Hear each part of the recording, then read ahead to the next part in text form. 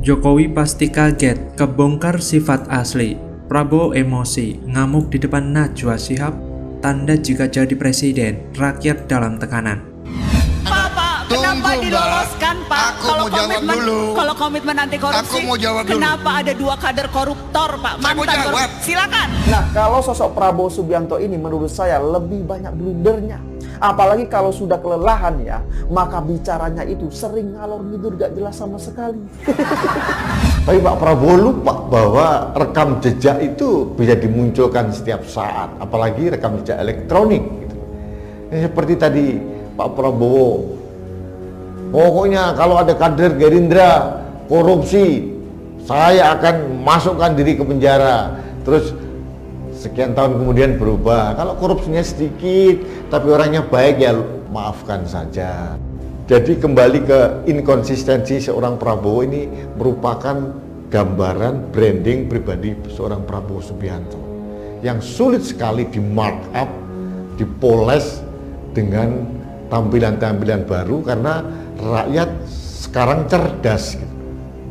Tadi ada seorang netizen yang menggandengkan itu Prabowo baru, Prabowo lama. Ini kan sangat mempermalukan Pak Prabowo sebetulnya. Karena untuk masalah yang sama dia mempunyai pandangan yang berbeda 180 derajat. Ini jujur, inilah khas tipikal dari seorang Pak Prabowo Subianto. Pelin-pelan, inkonsisten. Halo, kembali lagi dengan saya Endra Caniago di channel Jurnal 45. 3 bakal calon presiden Ganjar Pranowo, Anies Baswedan, dan Prabowo Subianto untuk pertama kalinya bertemu dalam adu gagasan di program Mata Najwa on Stage, Yogyakarta pada Selasa 19 September 2023. Program yang dipandu oleh Najwa Shihab ini digelar di Universitas Gadjah Mada, Yogyakarta. Kesempatan ini hendak dipakai untuk menilai dari ketiga bakal calon presiden yang ada, siapa yang pantas dan layak menjadi pemimpin bangsa Indonesia untuk 5 tahun ke depan. Namun dalam sesi wawancara, terlihat Prabowo Subianto malah emosi saat ditanya oleh Najwa Shihab. Awalnya, Najwa menyinggung ada ketum Partai Koalisi Indonesia Maju bagi-bagi uang sebesar 50.000 ke nelayan. Lalu, Prabowo menanyakan sosok yang dimaksud Najwa. Najwa langsung menjawab orang yang dimaksud adalah Zulkifli Hasan, Ketua Umum PAN. Prabowo kemudian berusaha menjawab apa yang telah disinggung Najwa dan alasan Zulkifli tidak nyapres, tidak nyagup, tidak nyalek, tidak nyabuk. Jadi menurut Prabowo, Zulhas orang yang suka sedekah. Jawaban Prabowo itu sontak mengundang tawa dari audiens. Najwa langsung menimpali apa yang disampaikan Prabowo. Pada momen ini, Najwa ikut memotong pembicaraan Prabowo. Ketua Umum Partai Gerindra tersebut langsung meneruskan penjelasannya. Kemudian, Najwa kembali mencecar Prabowo Subianto soal Zulhas yang bagi-bagi uang ke nelayan sembari mengenakan pakaian dengan warna yang senada dengan warna PAN. Yang artinya, tidak apa-apa terima uang PAN, tapi jangan nyoblos PAN. Setelah menyimpan cangkir, Prabowo meminta kepada Najwa untuk memberikan kesempatan dirinya menjawab dengan dibarengi aksi joget. Aksi jogetnya Prabowo itu tidak luput dari perhatian warganet. Namun, ada warganet yang menilai kalau jogetnya Prabowo itu dilakukan guna menahan emosi. Bahkan, di beberapa momen, Prabowo juga mengeluarkan nada tinggi tanda emosi saat berargumen dengan Najwa Shihab. Hal itu terjadi saat Najwa meminta Prabowo menjelaskan soal kader Partai Gerindra ex-narapidana kasus korupsi yang maju sebagai calon legislatif.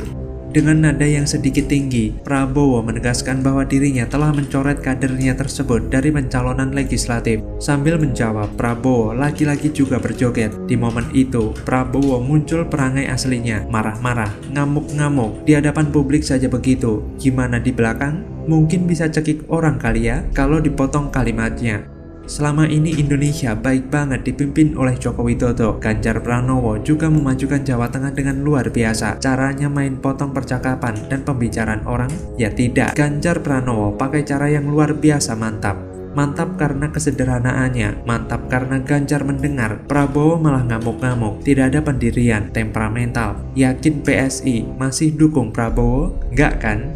Semoga saja dengan ini kita bisa memahami Ganjar Pranowo itu sebagai sosok yang bisa memimpin Indonesia. Sudah 4 tahun, hampir 5 tahun, Prabowo diam dan mencoba melakukan pencitraan sok diam dan sok alim. Dengan segala tekanan dan tantangan, maka kita butuh pemimpin yang tetap tenang di tengah situasi apapun.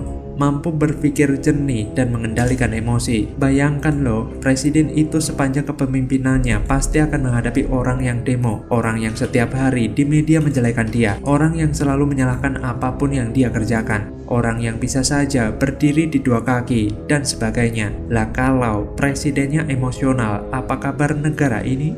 Akhirnya di acara Mata Najwa, Prabowo mempertontonkan perangai aslinya yang galak itu, suka dominan, memotong pembicaraan yang belum selesai, dan tidak bisa mengendalikan emosi dan joget. Terima kasih Najwa Shihab, Anda sudah mempertontonkan Ganjar yang terbaik. Lantas bagaimana kalau menurut Anda?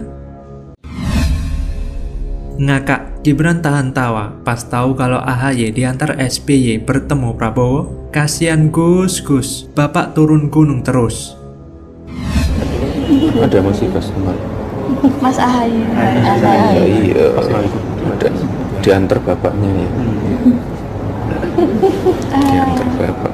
Karakter si anak masih belum kuat, masih sangat manja dan bergantung pada keputusan orang tuanya. Maka apapun strategi AHY itu harus dikomunikasikan pada bapaknya. Demokrat berpotensi menjadi partai gurem di tahun 2024 nanti. Kan bisa jadi tidak lolos dari 4% dan tersingkir dari Senayan. Sebetulnya kalimat akan turun gunung dari Pak SBY ini agak sedikit aneh karena selama ini saya pikir Pak SBY sudah di dataran dari dulu, bukan di atas gunung, karena selalu masuk dalam narasi perpolitikan nasional. Tidak di atas gunung menjadi pandito gitu.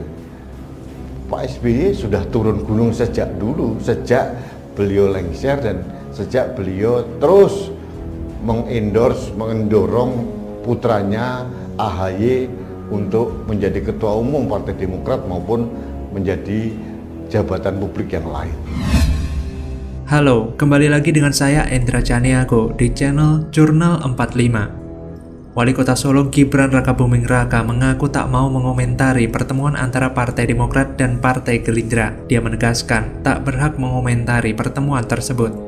Diketahui, pertemuan antara Partai Gerindra dan Partai Demokrat merupakan penjajakan untuk mencapai koalisi. Salah satu memenangkan Prabowo Subianto sebagai calon presiden. Sebelumnya, Partai Demokrat sudah menarik dukungan dari Anies Baswedan. Pasalnya, Anies Baswedan memilih menggandeng Muhaimin Iskandar sebagai cawapres. Padahal Anies Baswedan disebut telah menjanjikan Agus Harimurti Yudhoyono sebagai cawapresnya. Sehingga Susilo Bambang Yudhoyono mulai menjajakan anaknya kepada Prabowo Subianto. Gibran Rakabuming Raka pun berkelakar soal SBY yang mendampingi AHY saat bertemu dengan Prabowo Subianto. Dia menilai SBY masih ikut-ikutan dalam karir politik anaknya.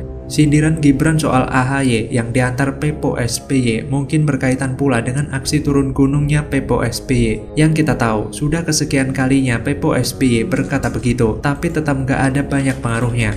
Sebelumnya, Ketua Umum atau Ketum Partai Gerindra Prabowo Subianto menyambut kedatangan Ketua Majelis Tinggi Partai Demokrat Susilo Bambang Yudhoyono atau SBY di Hambalang, Jawa Barat, Minggu 17 September 2023. SBY datang ke kediaman Prabowo bersama Ketua Umum Partai Demokrat Agus Harimurti Yudhoyono atau AHY yang juga putranya.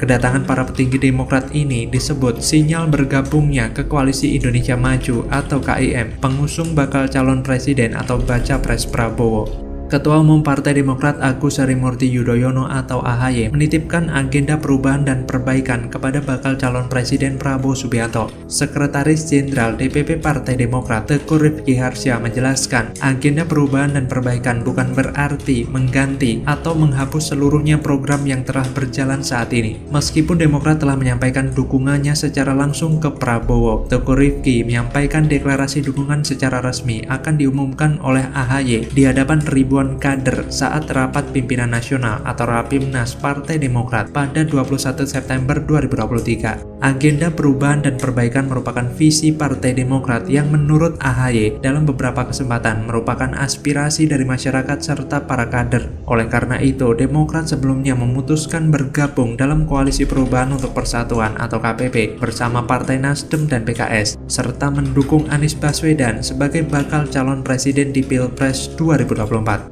Walah, Mas AHY, gak malu apa sama jabatan dan usia dewasamu? Mendingan besok mundur saja sebagai ketum partai daripada nanti anggota atau kadermu malu karena punya ketum kok masih model begitu, pantes kurang laku sebagai baca pres. Bahkan mungkin posisi menteri pun masih terlampau bagus. Lah, mau negosiasi dan mencari dukungan saja harus diantar bapaknya. Benar-benar bapak yang istimewa, tidak salah jika dipanggil Pepo oleh anak-anaknya.